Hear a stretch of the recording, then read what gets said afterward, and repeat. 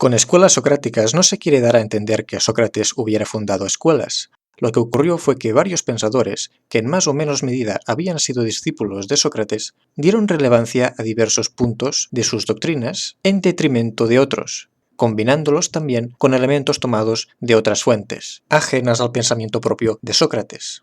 Trataremos tres escuelas, la megárica, la cirenaica y la cínica. Empezaremos por la primera. Euclides de Megara, el fundador, se dedicó a estudiar las obras de Parménides, y los discípulos suyos recibieron el nombre de megáricos, luego erísticos y más tarde dialécticos. Comenzó a llamarlos así Dionisio de Calcedonia, porque presentaban sus razonamientos con el método de pregunta y respuesta. La característica de la escuela megárica es la de unir la enseñanza de Sócrates con la doctrina eleática. Euclides perteneció a la primera generación de los discípulos de Sócrates y se había familiarizado primero con el pensamiento de Parménides. Y luego, influido por la ética socrática, modificó aquella doctrina hasta el punto de concebir el uno como el bien. Según Diógenes Laercio, Euclides afirmaba que el uno se le dan muchos nombres, e identificaba el uno con Dios y con la razón. Esto nos permite traer a la memoria el pensamiento de Genófanes y de Heráclito, que ya hemos estudiado, y negaba naturalmente la existencia de un principio contrario al bien. Y este punto de rechazar la realidad de todo lo que es contrario al bien es importante recordarlo, porque seguiremos encontrándolo, por ejemplo, en filósofos de la talla de Proclo o de San Agustín, entre otros. Para Euclides, el conocimiento del bien es la virtud.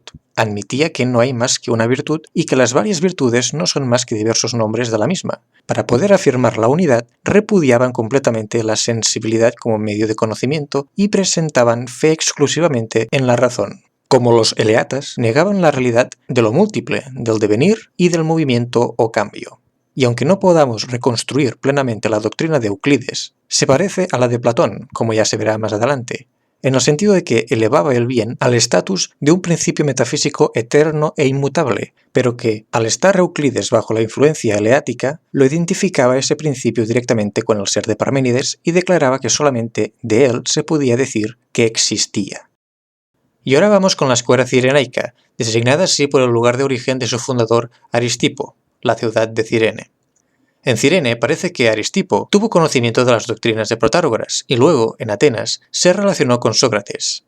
Aquel sofista tal vez sea, en gran parte, el responsable de la tesis de Aristipo, según la cual solo nuestras sensaciones nos proporcionan conocimientos ciertos de lo que sean las cosas en sí mismas. Las sensaciones subjetivas han de ser pues la base de la conducta práctica, pero si la norma de mi conducta práctica la constituyen mis sensaciones individuales, síguese entonces evidentemente, pensaba Aristipo, que la finalidad del comportamiento es obtener sensaciones agradables. El placer es entendido en un plano totalmente subjetivista y sensista, como lo entendía Protágoras. Cada cual tiene en sí mismo la medida del valor y del bien, y toma por verdadero y real lo que personalmente él siente, como nos refiere Platón en el Teéteto. Aristipo tenía la convicción de que el placer era el primer motor de la vida. Sócrates no había condenado el placer como si fuese un mal, pero no lo consideró un bien en sí mismo. Esta era la virtud, y el placer sería un bien siempre y cuando integrase una vida regida por el conocimiento. Aristipo, en cambio, rompiendo el equilibrio de la postura socrática, afirmó que el placer siempre es un bien, provenga de donde provenga. No obstante, enfatizaba el autodominio. El placer no es deshonesto, sino el convertirse en una víctima suya. Según Aristipo, el bien consiste solo en una sensación placentera y esta es siempre actual. El fin del hombre es, pues, el placer, no la felicidad. La felicidad es el sistema de los placeres particulares, en el cual se suman también los placeres pasados y futuros, pero la felicidad no se desea por sí misma, antes bien por los placeres particulares de que está tejida. El placer y, por lo tanto, el bien, era pues para Aristipo algo preciso, que vive solo en el instante presente. No concedía ningún valor al recuerdo de los placeres pasados ni a la esperanza de los futuros, sino solo al placer del instante. Aconsejaba pensar en el hoy, incluso dentro del hoy, en el instante en que cada cual obra o piensa. Y en efecto, vivir en el instante significaba para él no deplorar el pasado, no atormentarse en la esperanza del futuro, no desear un goce mayor que el que, aunque modesto, el instante presente puede ofrecer. Significa, por tanto, no dejarse dominar por los deseos desmedidos, contentarse con poco, no preocuparse por un futuro que probablemente no se producirá. Aceptar el goce del instante era, pues, para él el camino de la virtud. Para terminar, con el fin de saber un poco más sobre su personalidad y de cómo vivía su filosofía, vamos a leer algunas historias que se cuentan de él. En una ocasión que entraba en la casa de una hetera, como uno de los muchachos que le acompañaban se abochornó, dijo: «No es feo el entrar, sino el no poder salir». A uno que le hacía reproches porque vivía con una hetera, le dijo: «¿Acaso hay alguna diferencia en alquilar una casa en la que antes vinieron otros o nadie?». El otro dijo que ninguna. Tampoco pues la hay en convivir con una mujer que usaron muchos o que no usó nadie. Cuando le dijo una hetera: «Estoy embarazada de ti», le contestó: «No lo sabes más que si dijeras después de atravesar todo un campo de juncos: me ha pinchado este». A uno que le proponía un enigma le dijo: «¿Por qué insensato quieres que resuelva lo que aún sin resolver nos procura problemas?». A uno que andaba orgulloso de su erudición le dijo: «De igual modo que no tienen más salud los que comen muchísimo que los que ingieren lo necesario, así tampoco son inteligentes los que leen mucho, sino los que leen cosas útiles». Dijo que pedía dinero a los íntimos, a los más cercanos, no para gastárselo él, sino para que ellos supieran para qué hay que usar el dinero. Suplicando una vez en favor de un amigo al rey Dionisio, y no consiguiendo el favor, se echó a los pies de éste. A uno que se burlaba de él, le dijo: «No soy yo el culpable, sino Dionisio, que tiene los oídos en los pies». Una vez que Simo, mayordomo de Dionisio, le mostraba una espléndida mansión con los suelos de mosaico, le escupió en la cara. Cuando aquel se irritaba, le dijo: «Es que no encontré un lugar más apropiado». Preguntado por Dionisio que por qué los filósofos acuden ante las puertas de los ricos y en cambio los ricos nunca a las puertas de los filósofos, dijo: «Porque los unos saben lo que les hace falta y los otros no lo saben». Y ahora entremos en la última escuela, la cínica. Se dice que hay ciertas razones por las que los cínicos fueron llamados así. La primera es por la indiferencia de su modo de vida, que les hacía ser semejantes a los perros. Comían, hacían el amor en público, iban descalzos y dormían por los rincones de las calles. La segunda razón es que Antístenes de Atenas, el fundador, empezó a enseñar en el Cinosargos, que era un gimnasio. Para él, lo más trascendental que aprendió de Sócrates fue la idea de autarquía, y el actuar según sus propias convicciones, costara lo que costase. Según el cínico Antístenes, nada hay más valioso que la virtud. Ella sola basta para ser feliz. Los cínicos llevaron hasta el extremo el desdén por los bienes exteriores. Ello condujo también a un desprecio general por la cultura, la ciencia, la religión, los lazos civiles y nacionales y particularmente las costumbres y el pudor.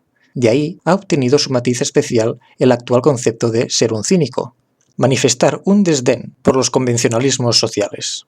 Lo que los hombres llaman bienes, y en primer lugar el placer, son males, porque distraen o alejan de la virtud. Por eso el hombre debe procurar librarse de las necesidades, que lo esclavizan. Debe también librarse de cualquier vínculo o relación social y bastarse absolutamente a sí mismo.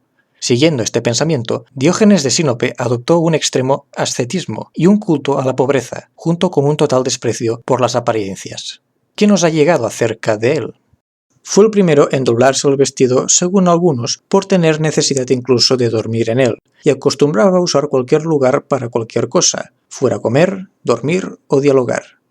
Decía también que cuando en la vida observaba a pilotos, médicos y filósofos, pensaba que el hombre era el más inteligente de los animales, pero cuando advertía, en cambio, la presencia de intérpretes de sueños y de adivinos y sus adeptos, o veía a los figurones engreídos por su fama o riqueza, pensaba que nada hay más vacío que el hombre. Decía que los hombres compiten en cavar zanjas, en dar coces, pero ninguno en ser honesto. Admiraba a los eruditos que investigaban las desventuras de Odiseo, mientras ignoraban las suyas propias, y también a los músicos, que afinaban las cuerdas de la lira y tenían desafinados los impulsos del alma. Decía de sí mismo que era un perro de los que reciben elogios, por la sencillez en su vida, pero con el que ninguno de los que lo elogiaban quería salir a cazar, es decir, que nadie quería vivir como él. Había encargado una vez a uno que le buscara alojamiento. Como éste se retardaba, tomó como habitación la tina que había en el metrón, según relata él mismo en sus cartas. Alejandro Magno, erguido ante él, le preguntó: «¿No me temes?». Le dijo: «¿Por qué? ¿Eres un bien o un mal?». Como él respondió: «Un bien», dijo: «Pues ¿quién teme un bien?». Afirmaba que oponía al azar el valor, a la ley la naturaleza y a la pasión el razonamiento. Acuérdense de la oposición nomos physis que ya hemos estudiado. Cuando tomaba el sol, se plantó ante él Alejandro y le dijo: «Pídeme lo que quieras». Y él le contestó: «No me hagas sombra, no me tapes el sol». Dice también que Alejandro había dicho que, de no ser Alejandro, habría querido ser Diógenes. Este es un texto muy interesante. Diógenes no quería que la fama y la riqueza que se encarnaban en la figura de Alejandro Magno le oscurecieran el sol de la virtud. Reprochaba a las personas, en relación a sus oraciones, el que suplicaban las cosas que les parecían a ellos bienes, pero que no eran tales en realidad. Al ver a un joven que filosofaba, le dijo: «Muy bien, porque desvías a los amantes del cuerpo a la belleza del alma». A uno que decía: «No estoy capacitado para la filosofía», le repuso: «¿Para qué entonces vives si no te importa el vivir bien?», recordando una de las últimas palabras que dijo Sócrates en su juicio. Al ver a un muchacho afeminado, le dijo: «¿No te avergüenzas de tomar sobre ti mismo una decisión peor a la de la naturaleza? Porque ella te hizo hombre, mientras tú te esfuerzas a ser mujer». Al ser preguntado si la muerte es un mal, contestó: «¿Cómo va a ser un mal si cuando está presente no la sentimos?». Esta frase será recuperada luego por Epicuro. Se burlaba de la nobleza, de nacimiento y de la fama y de todos los otros timbres honoríficos, diciendo que eran adornos externos del vicio. Decía que solo hay un gobierno justo, el del universo, y que las mujeres debían ser comunes, sin establecer ningún matrimonio, sino que el que persuadiera a una se uniera con la que había persuadido. Por eso también los hijos habían de ser comunes. Se paseaba por el día con una lámpara encendida, diciendo: «Busco a un hombre». Diógenes buscaba a aquel hombre que no estaba corrompido por las vanas formas de vida, y esta imagen la usará muchos siglos después Friedrich Nietzsche. Terminemos con esta historia que nos servirá para introducir el siguiente filósofo que estudiaremos. Cuando Platón dialogaba sobre las ideas y mencionaba la mesidad y la tazonez, dijo: «Platón, yo veo una mesa y un tazón, pero de ningún modo la mesidad y la tazonez». Y Platón replicó: «Con razón, porque posees los instrumentos con los que se ven la mesa y el tazón, los ojos, pero aquello con lo que se percibe la mesidad y la tazonez, la inteligencia, no la posees». El relato quiere decirnos que para Diógenes o Antístenes no hay más que representación sensible. Las ideas universales no son sino representaciones vacías. Los cínicos son sensistas y materialistas.